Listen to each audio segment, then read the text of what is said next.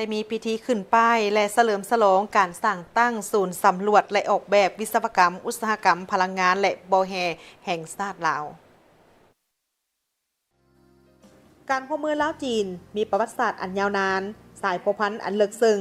นับแต่ปี 2017 เป็นต้นมา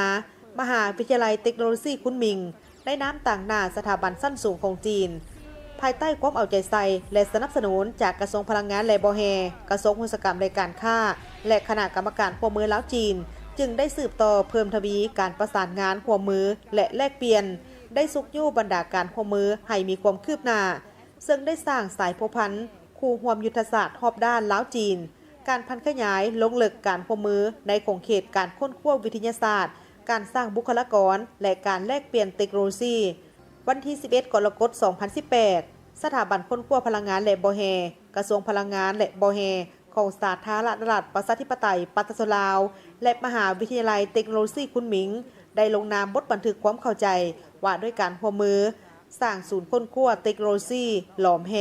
และการออกแบบวิศวกรรมพลังงานและบอแฮและสัญญาร่วมมือการพัฒนาบุคลากรเดือนพฤศจิกายน 2019 ที่ผ่านมา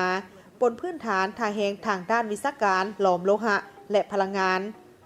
มหาวิทยาลัยเทคโนโลยีคุ้นหมิงได้สมทบกับสถาบันค้นคว้าพลังงานและบอแฮของลาวเพื่อจัดฝึกอบรมวิศวการหลอมโลหะและการพัฒนาอุตสาหกรรมพลังงานสาธารณรัฐประชาธิปไตยปากีสถานลาวสุดที่ 1 ที่นครหลวงวิจันทร์เดือนกุมภาพันธ์ 2022โดยการสนับสนุนจากแผนโครงการสมาร์ทยูนานสองฝ่ายได้สำเร็จการจัดฝึกอบรม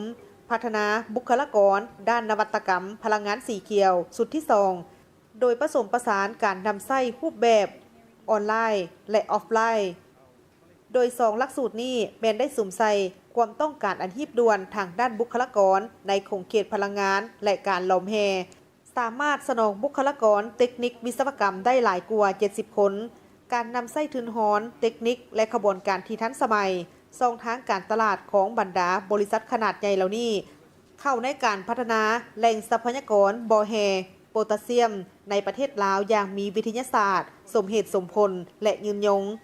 แน่นอนมันได้ส่งเสริมการพัฒนาเศรษฐกิจสังคมของสาธารณรัฐประชาธิปไตยปากีสถานลาวให้บรรลุเป้าหมายการพัฒนาที่พรรคและรัฐได้วางไว้ยกระดับชีวิตการเป็นอยู่ของประชาชนลาวบรรดาเผ่าให้ดีขึ้นเทอละก้าวนอกจากนี้ศูนย์สำรวจและออกแบบวิศวกรรมอุตสาหกรรมพลังงานและบอแฮแห่งชาติลาวจะบรรลุความคาดหวังของสังคมสร้างผลงานที่ดีสร้างความเข้าใจในเวทีสากลสุกยู่การก่อสร้างผู้ร่วมศัตรกรรมลาวจีนสุกยู่การแลกเปลี่ยนบทเรียนและวัฒนธรรมที่หลากหลายในทั่วโลกเข้าร่วมในพิธีฝ่ายลาวมีท่านจันทบุญสุขอรุณรองรัฐมนตรีกระทรวงอุตสาหกรรมและการค้าท่านไสสนะสิทธิพรรองรัฐมนตรีกระทรวงเทคโนโลยีและการสื่อสารมีอดีตรองรัฐมนตรีรองหัวหน้าห้องการคณะกรรมการร่วมมือลาวจีนมีหัวหน้าสถาบันอุตสาหกรรมการค้าและพลังงานแห่งชาติลาวฝ่ายสาธารณรัฐประชาชนจีนมีท่านเย่าปิงประธานสภาการค้าจีนประจำสาธารณรัฐประชาธิปไตยปากีสถานลาวท่านคงเตื้อส่วนหัวหน้าคณะการออกแบบวิศวกรรมมหาวิทยาลัยเทคโนโลยีคุ้นหมิงประธานบริษัทหงเยี่ยนเทคโนโลยีคุ้นหมิงจำกัดศาสตราจารย์หลินเยี่ยน